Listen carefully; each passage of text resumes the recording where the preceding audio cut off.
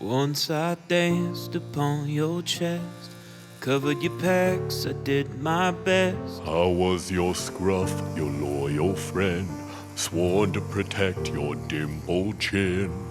But you stabbed me in the back when you sliced me from the patch above your crack.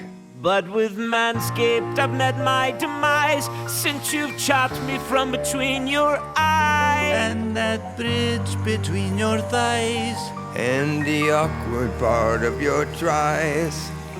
Now that you've left us for dead, how can I live without your head? No matter how big or how small, we won't forget your face, your chest, or even your ball.